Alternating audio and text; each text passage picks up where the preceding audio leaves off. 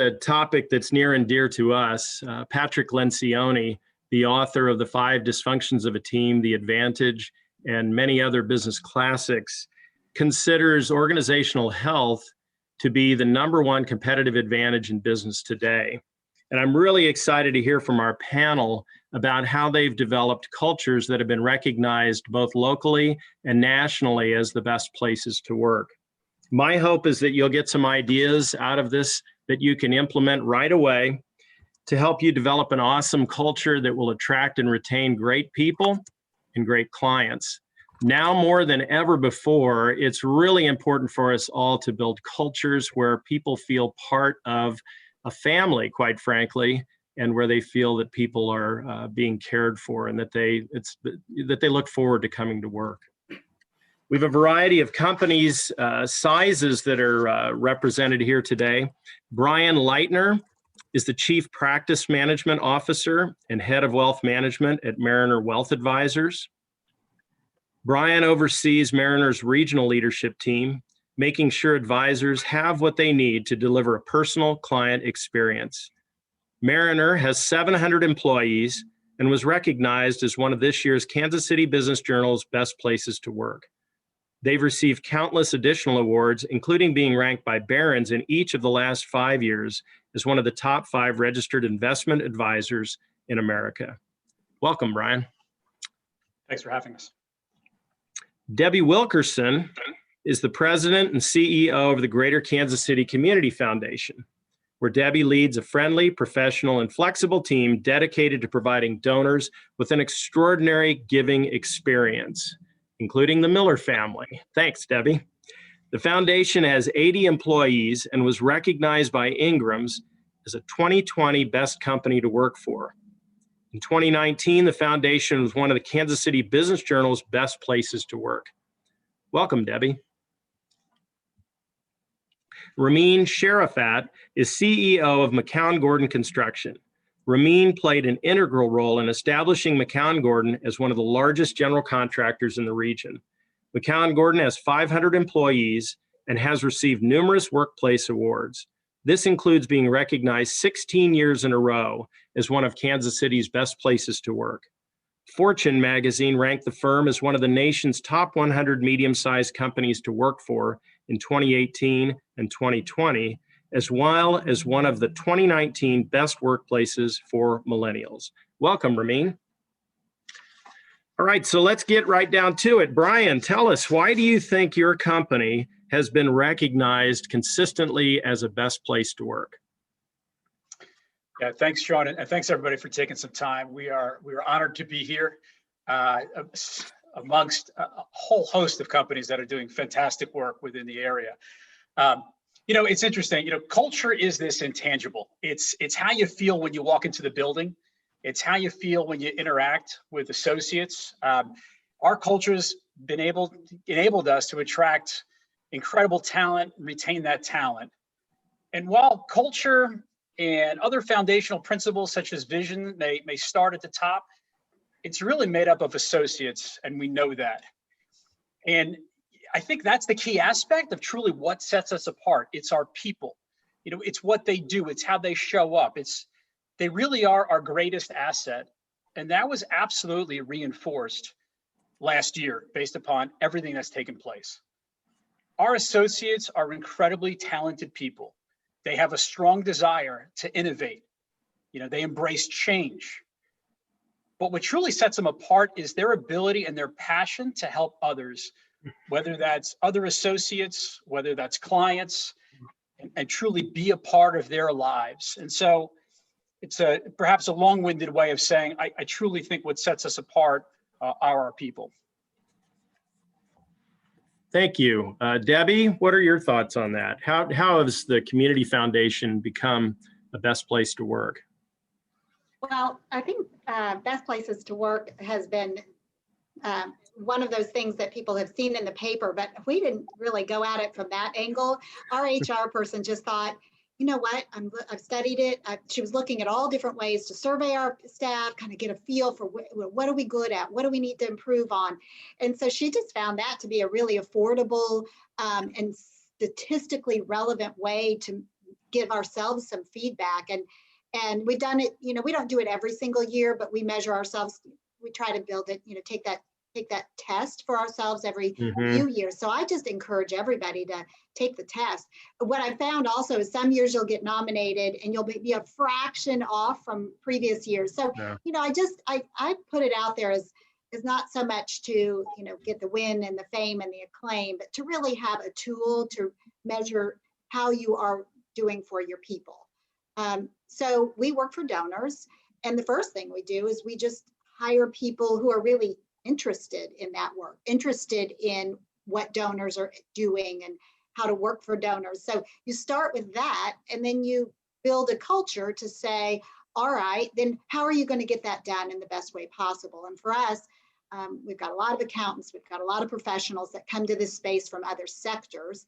And so number one, it's going to have to be professionally stimulating work, right? And then number two, we find that we have donors actually that come to us all from all across the country, and they do it because, and I thought this was so interesting. They said, you're smart enough, you can handle the complex gifts and the hard work, but you're also nice. And I think, for those of us in Kansas City, we're at the intersection of nice and smart. We can do anything. We can do anything when we've got that.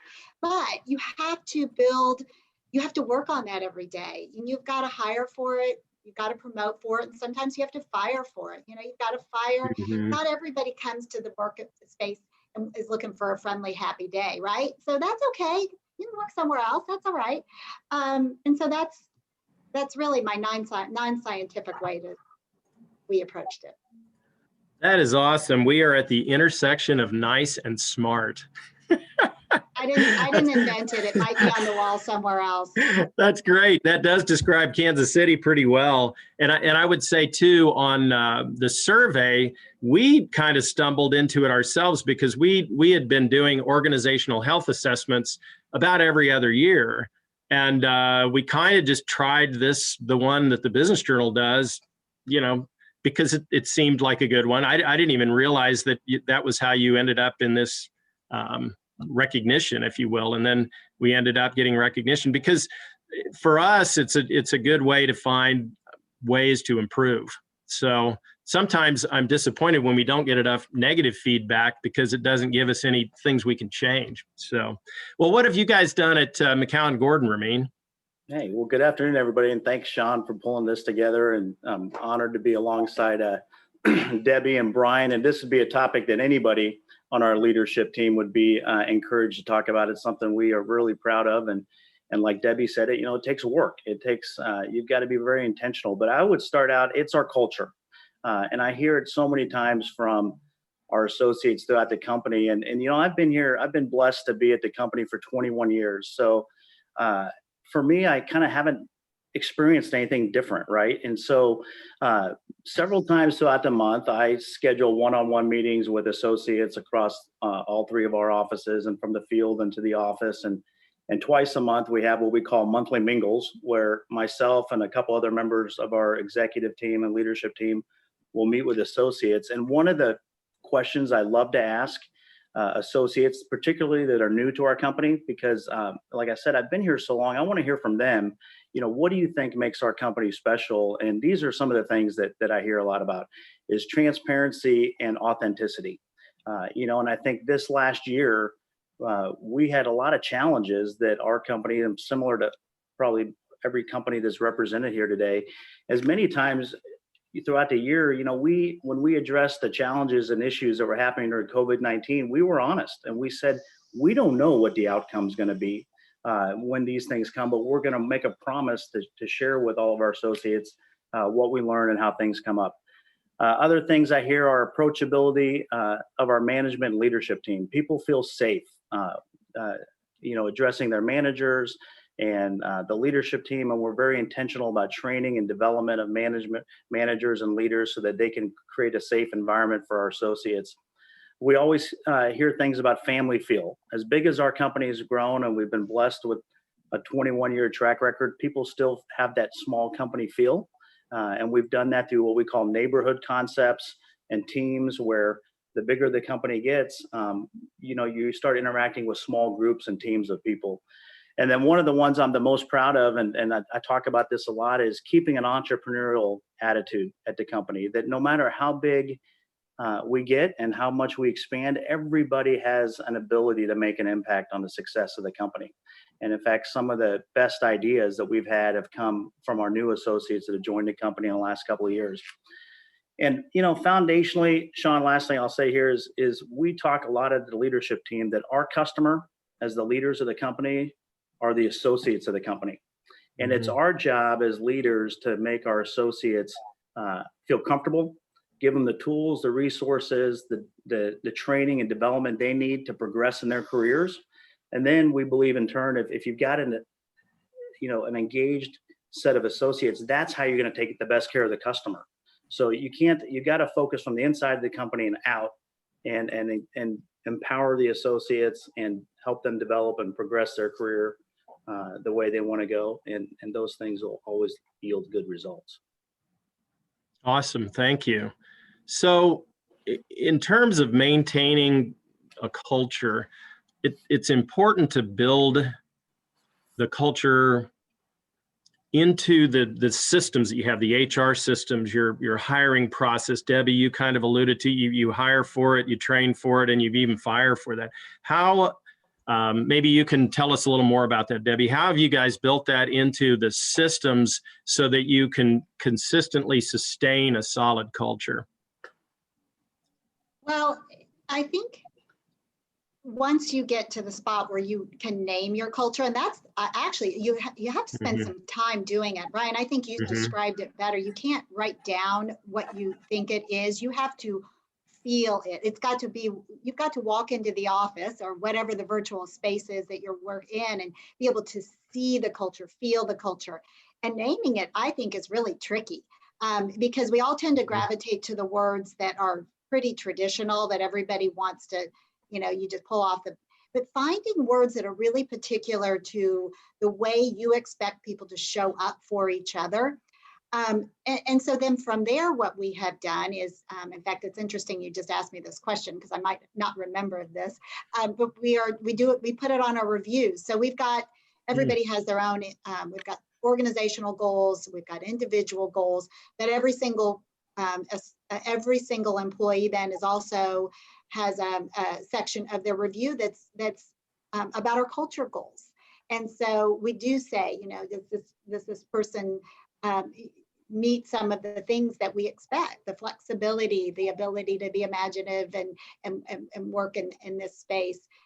Because we want it to be a fit for, there's so many amazing companies in this city and everybody has a different, they're all good people. I just don't think there aren't bad people, it's just where do you fit and what's the work that you do? So we want to make sure through those annual reviews that we're addressing that.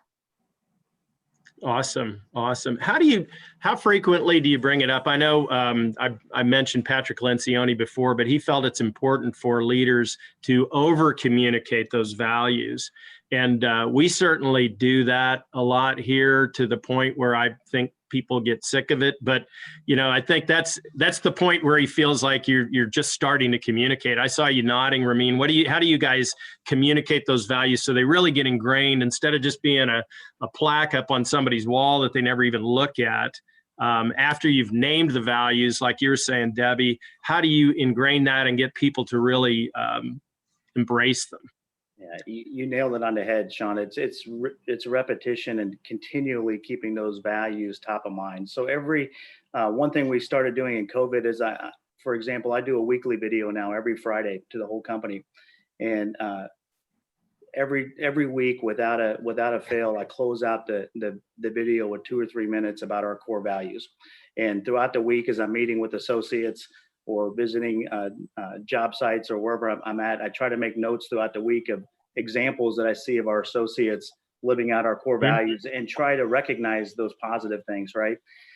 In our all company meetings, we have 3 to 4 of those a year. We give out at least 1 or 2 awards at every company meeting of associates that exhibit those core values. And one thing I like to talk about in terms of values and culture is I kind of look at core values as a guardrail, right? They're the foundation of how you should make decisions. And but the culture is defined by the decisions and actions we take every day.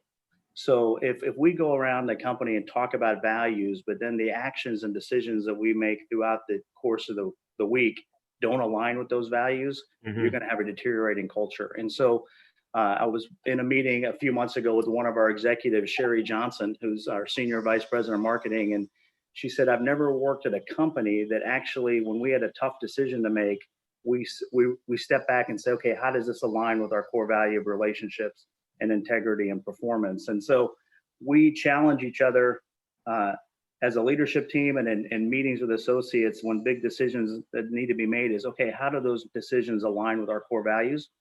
And back to Debbie's point earlier is you have to be intentional about that. It's easy to start letting that slip. And I'd be lying if I didn't say, maybe on the third week of the month when I'm wrapping up my video, sometimes I'll go, gosh, do I need to hit the cord? They're going to get so tired of hearing me talk about these values. But you got to do it. You have to continue to reinforce that, because when cracks happen in the armor, those cracks can get bigger if you don't continue to reinforce it. Absolutely. Yeah. And I what you were saying earlier too, about how if your actions don't align with your values, I mean, it's the worst thing you can do, really. I mean, it'll just tear your organization apart very quickly. We always start our executive team meetings each Monday morning with a moment of gratitude, and that's specific to each one of the executives to say, I am thankful for this person that lived the values in this way this past week. So that's really been helpful for us. And throughout COVID, it's been helpful to, again, use our values as a decision point, like you were saying, Ramin, because our top values are God, family, and community come first. And when you hold that and look and say, okay, how should we handle this situation? It's very helpful. Brian, what do you guys do at Mariner to make sure that those values and that culture is ingrained into your systems? Yeah, those were both excellent points from Ramin and Debbie. I think the first thing we do is we protect it, right? Like anything else that has substantial value, you have to make sure that you protect that, whether that's in your hiring practices or just living that culture. The other is making it a priority. In some form or another, whether it be executive leadership meetings, whether that be in our HR teams led by Kara Steckline, throughout our managing directors throughout the country. I mean, it is constantly a conversation in the meetings around the organization. So communication of that and making that a priority is critical. The other piece would be demonstrating it. Something we're really proud of. If you asked any associate within the organization throughout the country, it's, how do we demonstrate what that culture is? Every single person will tell you that we put the client first, we put our associates second, and we put our shareholder last in any decision that we make, regardless on how difficult that is, and things will just work out. And that has obviously served us very, very well. But communication and transparency, like Ramin said earlier, I mean, we will have formal meetings, whether those be town halls and other types of events, and also informal meetings where folks are recognized on a regular basis for their contributions. But having transparent conversations about where we are as an organization, what that could be financially or otherwise, making sure people understand that so that they also understand the role they play within the organization. And then the other aspect of that, which we have found absolutely invaluable, is polling our associates to truly understand what they want, what's important, how our growth may have impacted them, how our culture is evolving. And what we constantly hear back is that, work-life balance is incredibly important. Our average associate is 42 years old and many have young families, so we're absolutely cognizant of that. That's an important feature. Health is a big one. And if you were to, I'm working from home today, most of our associates are working from home. But if you were to walk into our offices, you would see, fresh fruit delivered on a regular basis, a chiropractor that's in there every, couple of weeks, walking treadmills, fancy looking chairs that are supposed to work your core. I'm not sure that they actually do, but outdoor space, and again, rewarding people and providing them opportunity. The other is giving back to the community. And we're incredibly passionate about this. It's our foundation, where even though we've grown in the last 10 years substantially, we have 75% of our associates contribute to the Mariner Foundation directly, via their paycheck. That organization is run by associates, and it really is a win-win-win all around, right? So the charities themselves get to benefit, but we get to benefit because we get to know folks outside the halls, if you will, and really build relationships from that perspective. And finally, one of the most recent conversations we're having is as an organization is around this concept of belongingness. And it's one of our core values, and truly making sure that people feel connected, not simply from a COVID perspective, but they feel welcome to share, their thoughts and ideas. And earlier I talked about innovation, and Ramin, I think, hit the nail on the head. Innovation, as our CEO, Marty Bicknell, talks about, is bottom up. We get some of our greatest ideas from our associates. So I think those are some of the things that we talk about. And again, I think the feedback from your associates is a great guide for your organization. Thanks, Brian. I can attest to that. I work with Mariner personally, and when you walk into their offices, you see that the client is first, and then the associates, and then the shareholders. It's on your walls, and it's very, very much out there. So I think that's an excellent way. And I think the same is true at the Community Foundation and at McCownGordon and at Miller too. We've taken the opportunity. There's a lot of great ways that you can have wallpaper made with your values and put it up all over. That we did that just this year when we moved.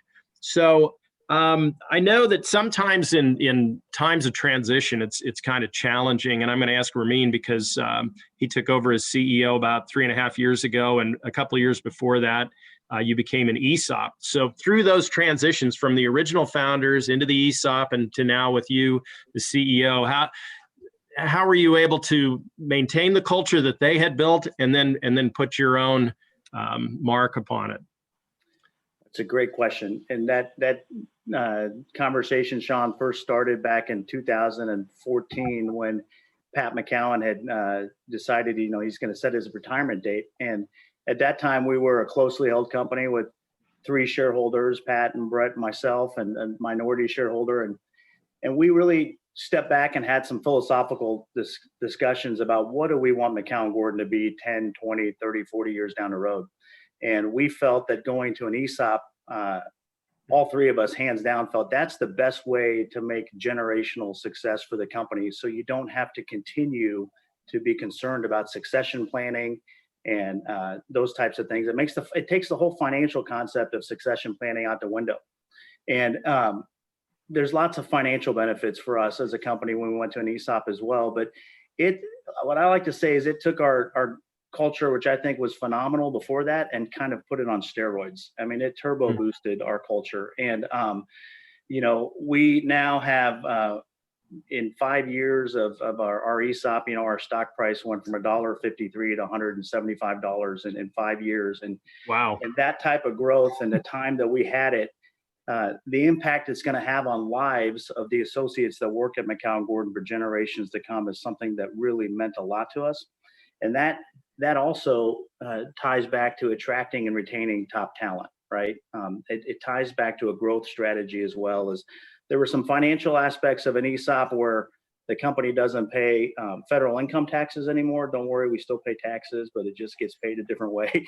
But now we reinvest those, what we might have paid in corporate income taxes, we've got more resources available to reinvest in our associates and help develop them and train them and give them the resources they need to be successful. And that's probably one of the things I'm the most passionate about. If you would have asked me 10 years ago, I was always customer first, and now I'm always associate first, because I really do believe in my heart, if you take care of the associates, number one, you don't ever have to worry about taking care of the customer.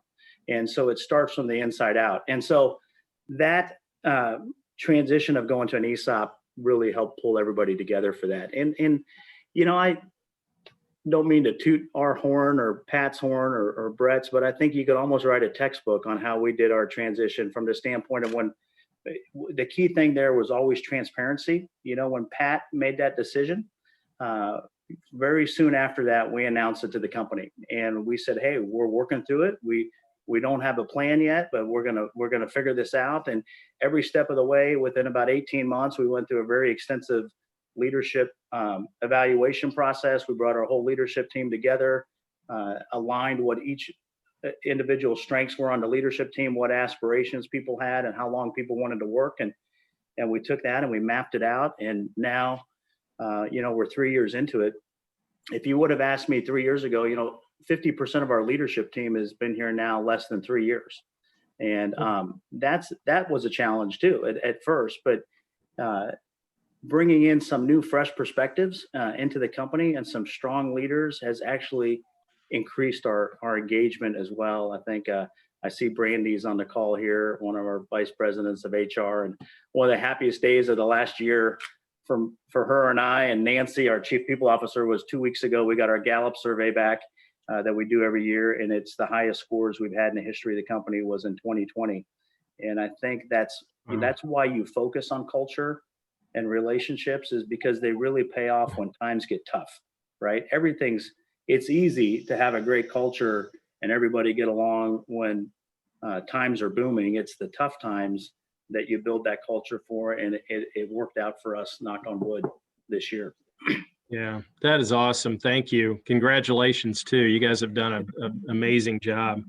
And, I'm going to kind of transition over to a conversation about COVID. We've been in the pandemic now for over a year. Our businesses have been in some form of a restricted, if not lockdown environment since last March.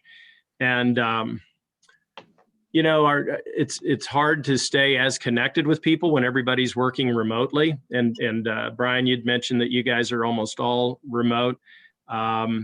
You see surveys and comments from the CDC about the level of anxiety that's being felt across the country.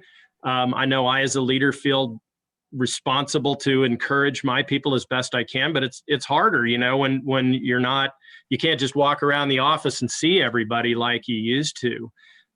What kind of things have you guys done during COVID to maintain and maybe even improve your culture? I'll start with you, Brian. Yeah, so it's been an interesting year, right, to say the least, in 2020, and I think we all know that.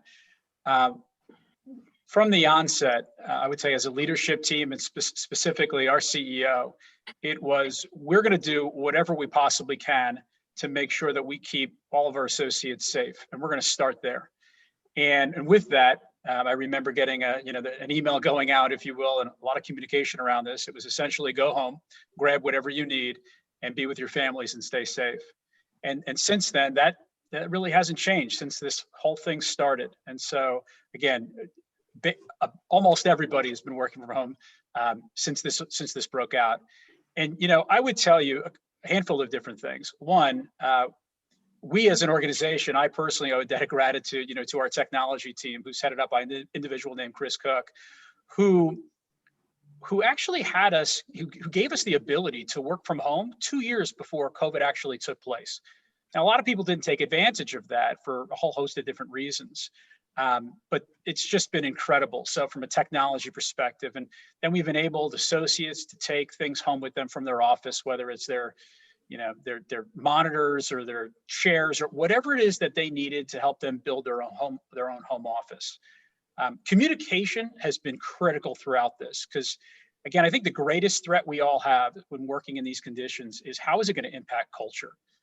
And so, we use something, it's called Workplace. It's sort of Facebook for work.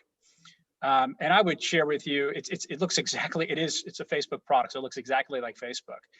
And I would share with you pre-pandemic, I don't know, maybe 35% of the firm was using it. And then when COVID hit, almost overnight, we had about 100% participation. And a lot has been born from that. There have been social groups that have been started, best practices of different groups of people that either interact with one another on a regular basis, or even just the opposite, to get people engaged with folks that they may not engage with in the past.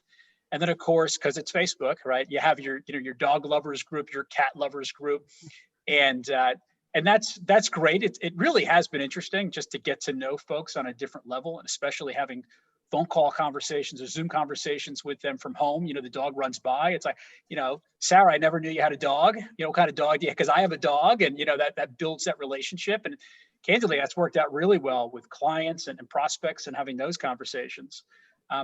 In addition, we'll leverage Workplace for what we call associate challenges. And this is, again, just another great idea that's been born from our associates. And it could be a push-up challenge. It could be a cook-off. It could be, I mean, so many different things to get a window into the lives of our associates and what they're willing to share. So that's been terrific. Outbound communication, again, as a leadership team, specifically our CEO has done a ton of videos mentioning dogs. If you hear that large dog in the background, I apologize.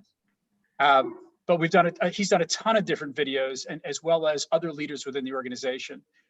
Again, really focusing on health and making sure that people are okay. And you mentioned this a second ago, Sean. I mean, the whole idea of the mental health that folks are going through. And we've seen an uptick in that in terms of some of the resources and benefits that we offer folks. You know, that can't be, I think we've really shined a light on that. I think that's important. And finally, financial assistance for employees going through tough times. And that's something that we're in the process of rolling out right now. And that's something that we're really excited about. Great. Thank you, Brian. What kind of things have you done at the Community Foundation, Debbie? Oh, and I'm laughing. My light just went off on me. Back on. The office. Well, for us, Brian, I'm right there with you on the technology side. I'm old, and when they said we're taking away your phones and we're going to a Zoom phone system, I was like, Zoom what? And then that was truly several months in advance, not in anticipation of this at all. So there's so many things that they were.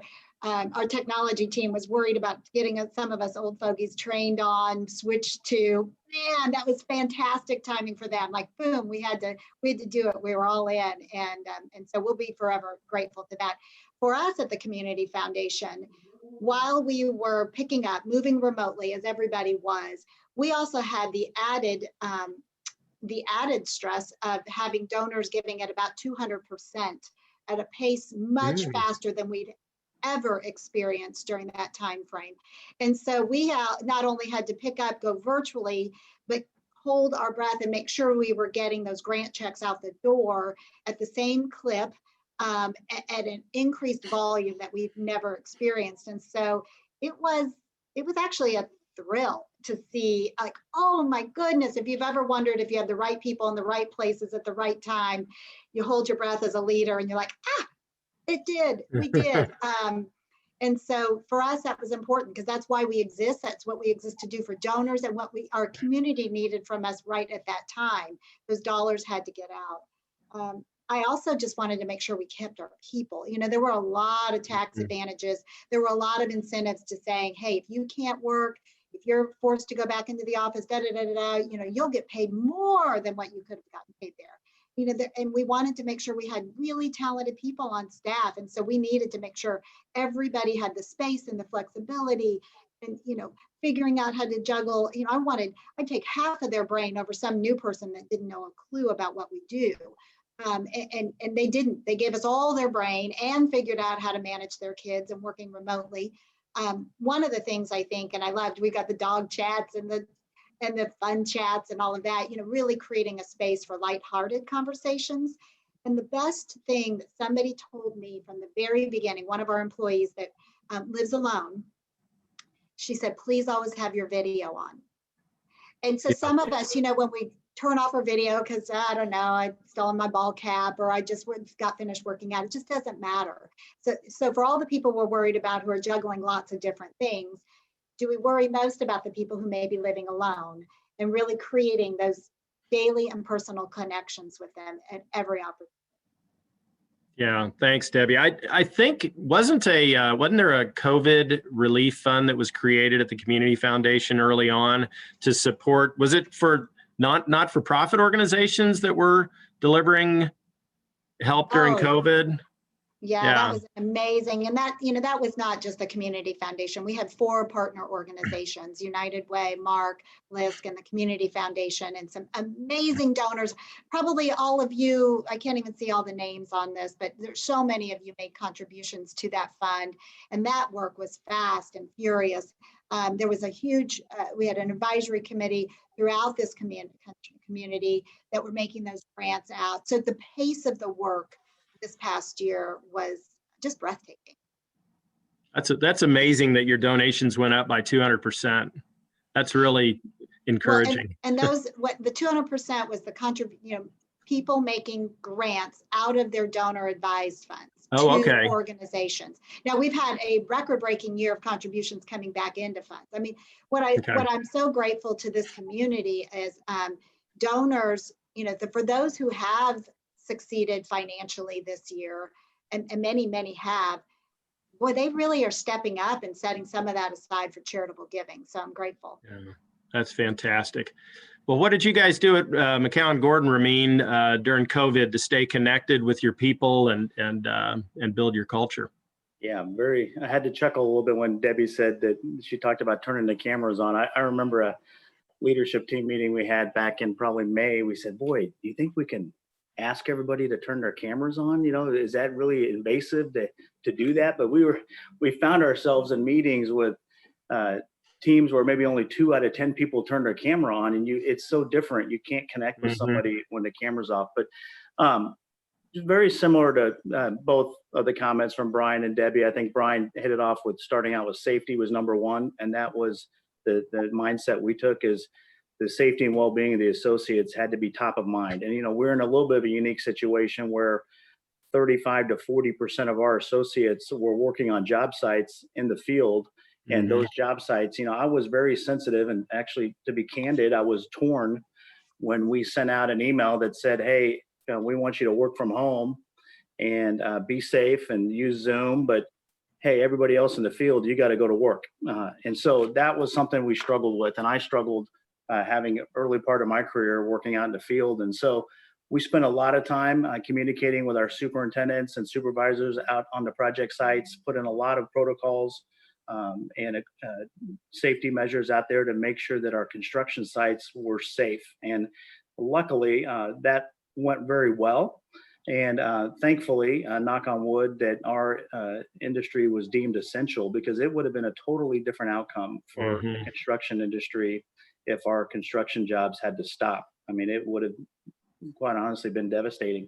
But some other really basic things that we did, I don't want to belabor a lot of great comments here, but I mentioned a weekly video, and I'm going to continue doing that. We actually hired some associates in our internal communications department. We've always been wanting to expand that department anyway.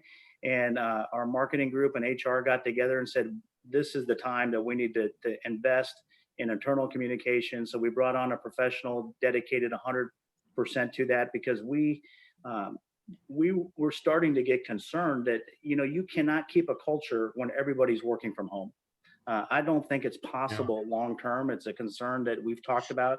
One of the best analogies I heard halfway through the pandemic last year was on a panel discussion like this. And one of the speakers said, imagine if the Kansas City Chiefs, they all practiced in their backyard by themselves, and then they came together on game day to play the game. You can do it, maybe, but the outcome's not going to be great over the long term. So we are really working hard on connecting associates together through informal lunches. The monthly mingles I talked about, they used to only be once a month. Now we're doing them 2 to 3 times a month, even though we still call them monthly mingles. We didn't want to change the name of them. But more often that we can get our associates together to engage, even if it's on a Zoom call. We had started down the path of having, lunch and food brought in, and everybody could get in the training room and sign up to interact with each other, but we really put that on pause because of the surge in the cases here in the last couple months. We meet weekly to talk about strategies of how we can continue to keep associates engaged, and we measure that. And so I'm pleased so far with the progress we've made, but I'm really looking forward to the day we can get everybody back together. I think that's the true way to keep the culture going. Absolutely. Tell me a little more about your monthly mingles. What is that? Is that everybody, or is it just groups of people? How do you do that? No, it's usually 7 to 9 people, associates in the company, and so and it's myself and one other member of the leadership team. And a couple of ground rules we have for that meeting is anything's on the table. There's no agenda. So we work really hard to make sure that those 7 or 8 associates, we have a diverse group of people from across the company, gender diversity and race diversity as well, so that people can get together and get to know each other. And then what we do is really simple. We hand out Post-it notes, and everybody can write down 2 or 3 questions, whatever they want to ask about the company. And we go around and folks read the questions out loud, and we group them. And then we have just an open, very informal conversation about that. And they're my favorite 3 to 4 hours a month. And back to Brian's comment earlier, some of the best ideas come from your associates throughout the company. And so many ideas have come out of those monthly mingles that we've raised up into our management team and leadership team meeting, and help put some policies and procedures in place to make the company better. Fantastic. Thank you. So we're at some point in time, we're going to head out of COVID and come back to normal, whatever that looks like. What do you think you're going to carry through from this time? For a lot of people are talking about work from home, so things like that. Or what have you learned during COVID that you are going to carry forward when we get back to normal? Brian? It's a great question. You said, when we get back to normal, it's a new normal. I don't know that any of us really have the answer, but I mean, we're going to start by listening to the medical experts, again, to make sure that we keep people safe. We're going to listen to our clients. What do they want? Do they want to meet face to face? Are they comfortable with the Zoom? What does that look like? What is in the best interest of our associates? We'll continue to poll our associates like we have throughout this process. And what we've heard through the polling is that our folks, they want to be together. They want to be together on a regular basis.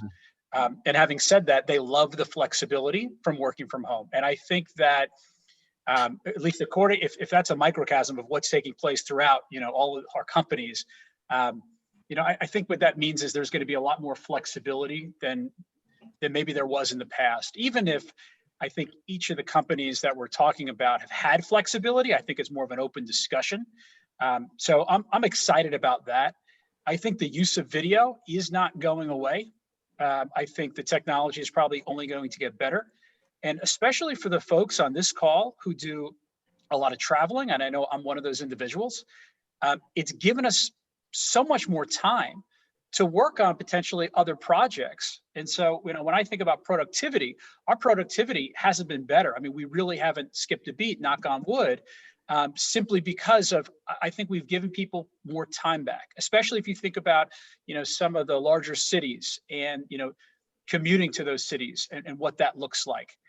And maybe if we're spending less time in the office, but want to be together, I think maybe it gives us an opportunity to spend more time with our people outside the office and connecting with them in different ways. Again, growing that culture and making sure it's intact. So those are a few thoughts. And of course, we'll see what happens and when this all happens. Absolutely. Yeah, great comments. I'm excited about the flexibility that we'll have, and it really incorporates very well into our values of family too, because it does provide a lot more flexibility for people that have kids at home too. What kind of things are you going to carry forward, Debbie? Oh, well, Brian, I love hearing you talk, because I think that idea of flexibility is something I'm excited to explore. We weren't really sure how to do it. There were just so many things that, in fact, I'm laughing because I think I had a hard time calling the last snow day. Do we just come in? Do we not come in? Like, there's a lot of things that are going to be easier after this experience. Like, the weather's looking iffy. Take your computers. Let's go. And so, but I do recognize that there is something that we feed off of each other. And everybody, I was listening, somebody explaining that, a particular firm that billed, a legal firm that was just, their productivity was out of the roof because they were able to bill from home and, put in longer hours. It was easier. It was less demanding. So I think every company's just going to have to evaluate that, what's just the perfect mix for the type of work you do, and not judge each other for it, not to be saying, well, they're all remote, what's the right mix and what's the right energy for the work you do. I'm excited. We've spent our COVID months renovating our space. It was just happened to be dumb luck timing that we were going to be going through tenant improvement work under our lease. And so we've got it all done. So I'm excited. We've got a fresh new space for them to come back. Interestingly, we just laid it out different, made sure people had a safe place that they could come. And we're just going to be I just want to listen and learn and watch as we're not in any race. We've got this down. We're doing fine. Let's just watch and learn as to what's the right way and the safe way to start inching our way back to the office. But I think most of us are going to have a hard time saying, all right, everybody, 40 hours a week, let's go. That's, yeah. People are kind of used to their flexibility right now. Absolutely. It puts a lot of pressure on you to create an attractive office environment. And we moved in the middle of the lockdown. We moved on March the 30th. So, and I don't know, Debbie, did you guys incorporate any of the thoughts in your design in terms of spreading people out a little bit more too? Yeah, again, dumb luck. We hadn't ordered cubes. We hadn't done any of that. So yeah, we were able to accommodate a little more spread out.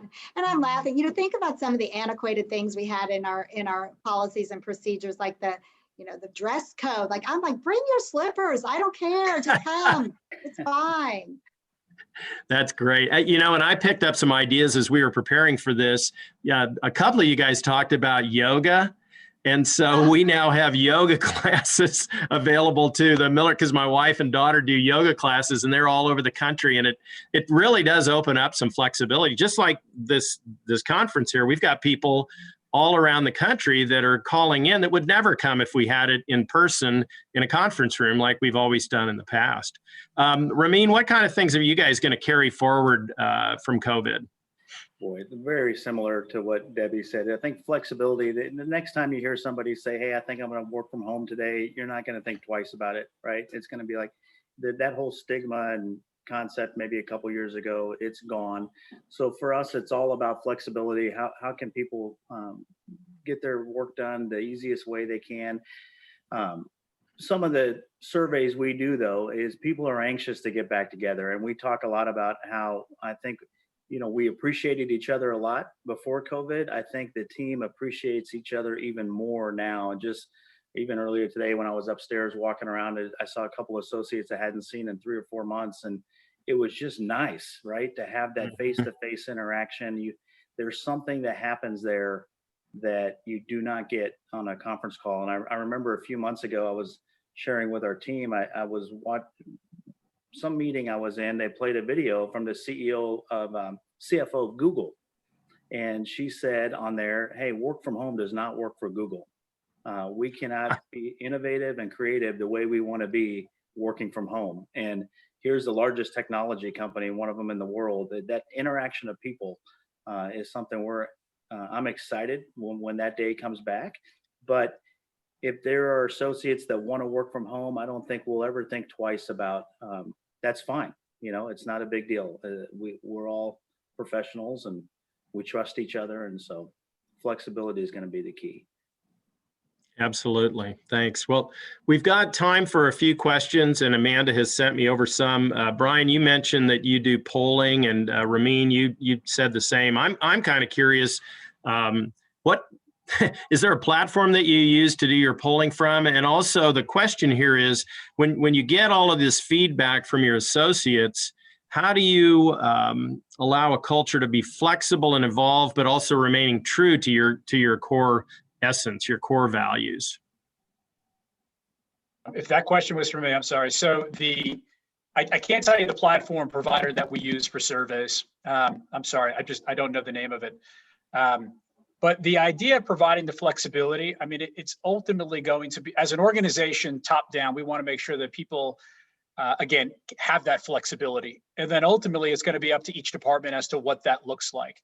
And then long term, as Ramin indicated, I mean, how do you get people back to the office and integrated so that innovation continues to flourish. Those are some of the things that we're thinking about. But as of right now, again, two major priorities is keeping people safe and keeping our culture intact. All right. How frequently do you guys poll your associates? And has it been effective? And do you ask specific questions? And what has been most effective for you in getting their feedback? Yeah, I'll hit that for you, Sean. We have a couple of basic surveys we do every year. The one was the Gallup survey I mentioned, and that's a yearly survey that measures our engagement. So we do that once a year. And then we do the best places to work survey, which there's a tremendous amount of great information that comes back after that. And we take it back and we break it down by department and really spend a lot of time looking at that, working with the leaders. And the one thing we did this last year is pulse surveys. And I'm sure a lot of organizations do that, but sometimes it's just how you think the organization is feeling at that time, or if some unique thing happened with the surge actually in the cases here in the last couple of months. We said, you know what, this is a good time to survey our associates, see how everybody's doing. Are they happy with how leadership team is responding? And I think one important thing that we found is when you get those survey results, you have to share them with the associates, because they want to know that you're being transparent about that. So I'll either work those into the weekly videos, or we'll send out an all company email and say, hey, we really appreciate the feedback in this category. This is something we're going to work on.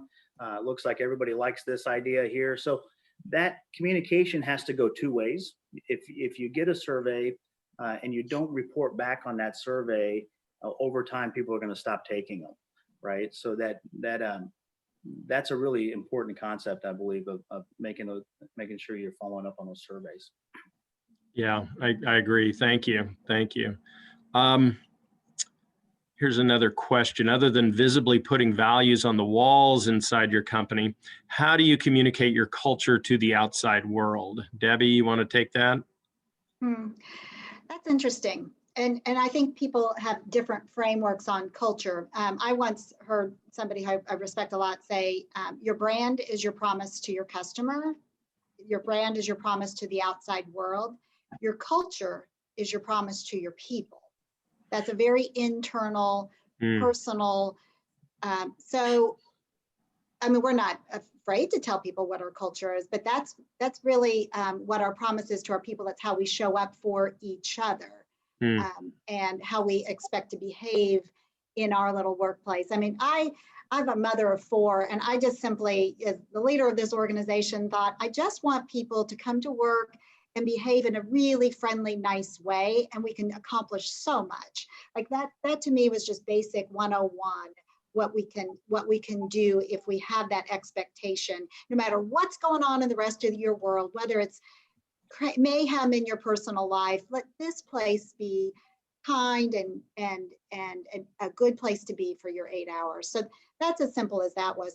One thing that we haven't talked about, and that I think is important for everybody to really start figuring out how they're going to do, and this is something we've started some really intense work on this year, is your inclusion. How do you make sure people of every walk feel like they belong in your organization? Because diversity, both from a racial, from a,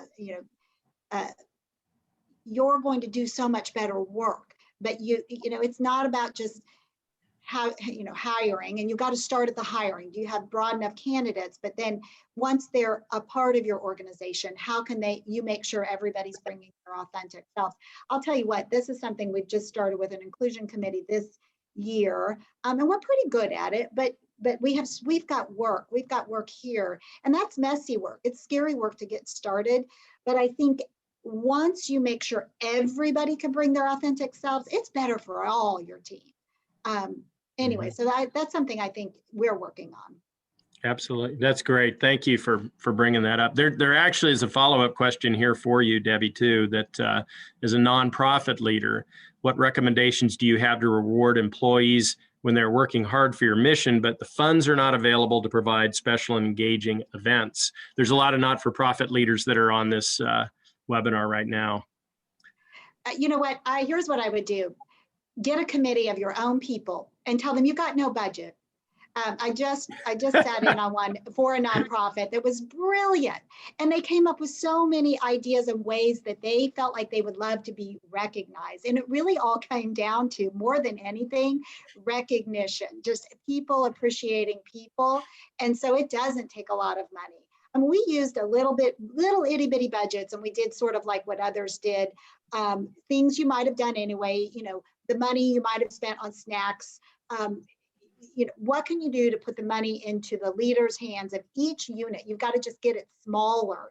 And then what can they do to maybe have a socially distanced outing, or maybe a virtual outing, maybe some little thing you send to an associate. But if you have no budget at all, simply recognition.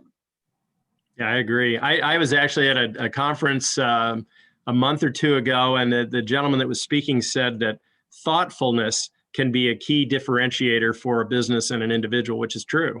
There's a question in here, and this probably is our last question. Has anyone gone to unlimited PTO vacation program to help you build your culture, and what were the results of that? Do you guys have unlimited PTO by?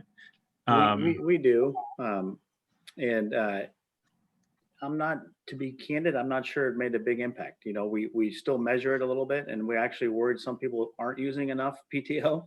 Yeah, I think there was a lot of concern when we went to that, that the opposite would happen. But it from a standpoint of usage and things like that, it really hasn't had a big impact in terms of how people use PTO. We encourage people to take time off whenever they need it, especially if, you know, work-life balance. Sometimes the demands are different throughout the year. So we want people to have that flexibility of whenever they need to take that time off, but it hasn't had a big impact, positive or negative, in our. Okay. Anybody, Debbie, Brian, are you on unlimited PTO? And we have, we've got generous PTO, but not unlimited. And this year, it's just, it's hard to use. I mean, nobody's feeling like they can step away. And I don't know if you're at home, I find my work more interesting than my cleaning out my closet. So it's hard to get people to do it. Yeah, very similar. And then back to Ramin's comment, I think that there's a substantial amount of people that aren't taking all of their vacation, and that's not just from COVID. And so it is something that we all need to be mindful of. Yeah, I agree with you. We actually have unlimited PTO here, and I have found that it integrates very well with work from home. So it does give a lot of flexibility, but that is the challenge right now. I mean, and we talked about this when we were preparing for it, that, you know, nobody's traveling, you know. Hopefully that'll change sometime this year. So Amanda, are we about out of time then? Yes. Yeah. Our hour is up. Thank you all for